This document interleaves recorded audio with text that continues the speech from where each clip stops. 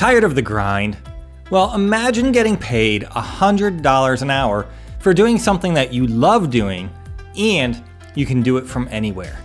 Really, you don't even have to imagine because it can be your reality. I've done it and you can too. Today, we are talking about high-ticket freelancing, and anyone can do high-ticket freelancing. The first question you're asking is, what is high-ticket freelancing? Well, high-ticket freelancing is using your skills and your knowledge to sell to others without a standard job. You're selling it directly to the end user, to the buyer, to the company that's going to buy it from you. The beauty of this is you can do it on your own terms, whenever you want. A lot of high-ticket freelancing jobs are done completely on your schedule, and you don't need to really be in an office or interact with any specific person at any specific time. A lot of the communication is done via email or chat so that you don't actually need to be there in person. This is really great when you're looking for a flexible schedule, when you want to work, and when you want to take time off. If you have a family and kids, this is great because you can build your own schedule around their schedules so that you can maximize your time with your family. The first thing that you'll need to do to get into high-ticket freelancing is niche down. Figure out exactly what that niche is going to be that you're going to serve. Because when you try and use your skill set and your knowledge too broadly, nobody believes that you have the skills and knowledge necessary to charge high dollars for a specific service. So it's important to niche down. When you niche down, you'll actually get more work and you'll get paid more. So think through what you could be doing with the knowledge and skills that you already have. Now, be honest with yourself. This isn't necessarily the time to dream of everything that you could do if you had any knowledge you wanted. This is the time to think about knowledge that you do have and what you can do with that knowledge. Now, the niche that you can serve can pretty much be anything. Believe it or not, most everything has a specific niche. And most of these niches are actually in demand for freelancers and people with deep knowledge on subjects. You could be a freelance financial advisor. You could be a freelance CFO for an organization. You could actually be a freelance CEO for an organization. You could be a freelance writer, a freelance marketer, a freelance coach. You could be a freelance web developer. You could be a freelance web designer. There's so many things that you can do freelance. The possibilities really are endless. The key is to pick one area that you actually have knowledge in to be able to offer yourself in this area. Now, be honest with yourself. Think through these possibilities. Think through the knowledge you have and what skill you have to offer. It's really not that hard. It doesn't matter what you currently do for a living. You have a skill. If you've made money at all in your life, you made money by using a skill. Well, that skill can translate into freelance capabilities. You can use that skill set to make money freelancing. If you just think a little bit, you'll find so many different opportunities to use those skills. You may want to use something like AI and type into AI something like, hey, I have these skills. What kind of freelance jobs can I do? And it should spit out a big list. If it doesn't, or if you want to refine that a little bit, you can type into AI, I have this skill set. Please list 10 freelance jobs I can do using these skills. And it will spit out a list of 10. If you're not happy with that, just type in, please add another 10, and it will give you another 10. From there, you can really get an idea of the possibility of things that you can do with your skill sets. Maybe you have multiple skill sets. Maybe you type in, I currently do this job. What skills do I have that I can use for freelancing? So AI can be a great tool to help you brainstorm what skills you have to offer for freelancing. If you think you really need to refine some skills, well, you could do this in a lot of different ways. You could gain more skills or gain more knowledge by reading books, doing online courses, doing some college courses, going to workshops. There's so many different ways for you to refine skills. But truthfully, you probably already have the skills you need. I would encourage you to continue your education, at least through reading, to continue to gain more knowledge. The next thing that you need to do is build like a resume, a portfolio of work that you've done. AI can help you with this. You can put it in there and AI can help you write it out. And then this information can be used in different ways to promote yourself. One way that you could do that is you could use this information on a LinkedIn profile to highlight who you are and the skills that you have, because people may look at your LinkedIn profile. You could also list this on a website of your own, or even on a gig platform where you're offering your freelance services on a gig platform. The next thing that you want to do is identify your exact target customer.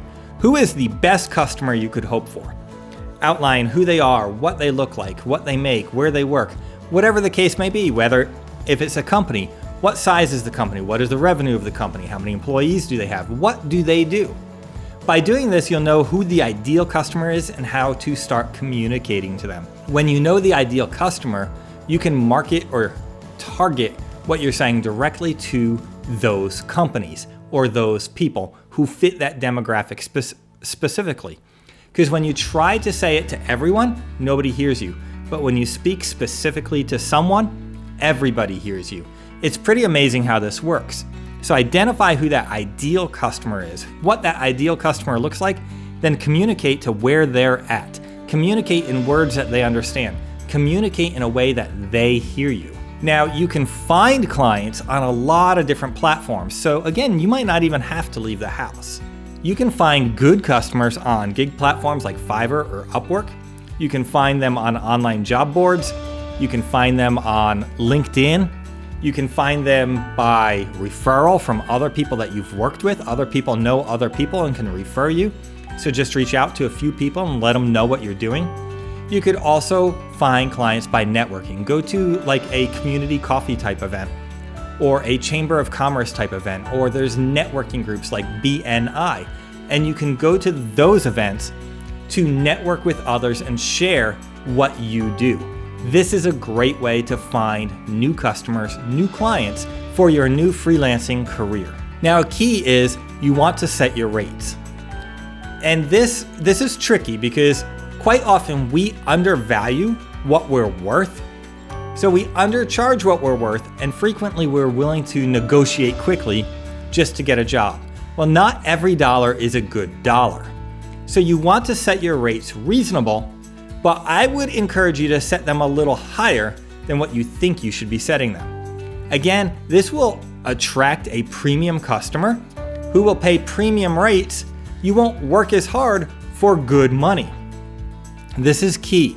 You really want good money, not just mediocre or bad money, because then you're just working so hard for very little outcome. You want to set your rates at a good level. Think through honestly how many hours you could work, what you would charge for those hours to make the money you want to make. Now, I don't recommend that you sell hours. I recommend that you sell projects. So you're going to do a project for X amount of dollars. But on the backside, when you think about what that project will cost, you will think about how many hours it's going to take and how many dollars you charge for those hours.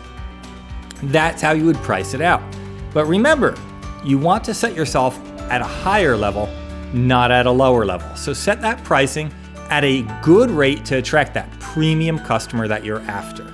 Now, to keep your client satisfied and somebody who will refer you more frequently, communicate. Once they engage you for a project, you let them know when you're starting on the project, where you're at in the project, what you're doing for them during the project, and clearly communicate at the end of the project that it's complete and here's all the things, the deliverables that we agreed upon.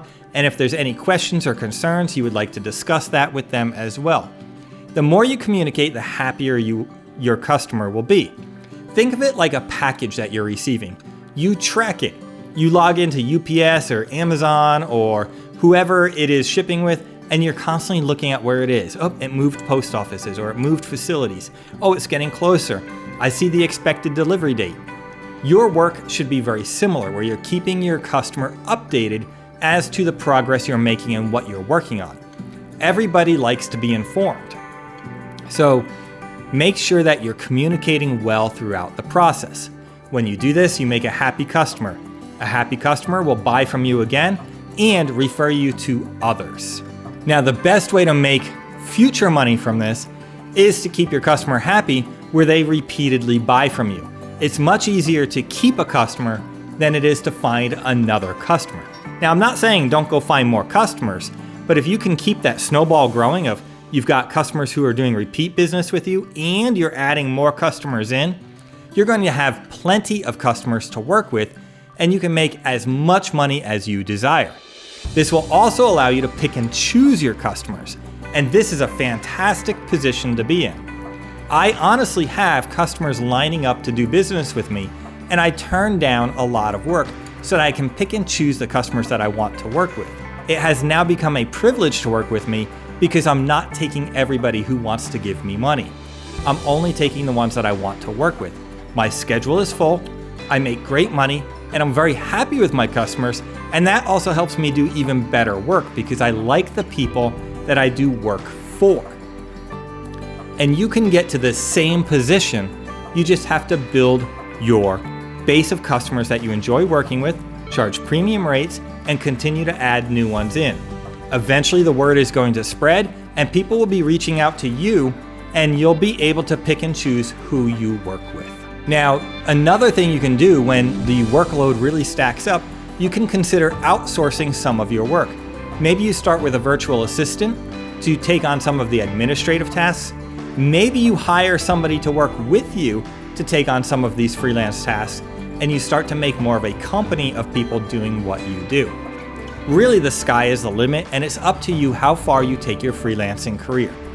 But it is a wonderful thing to be able to work for yourself and earn a fantastic income doing it.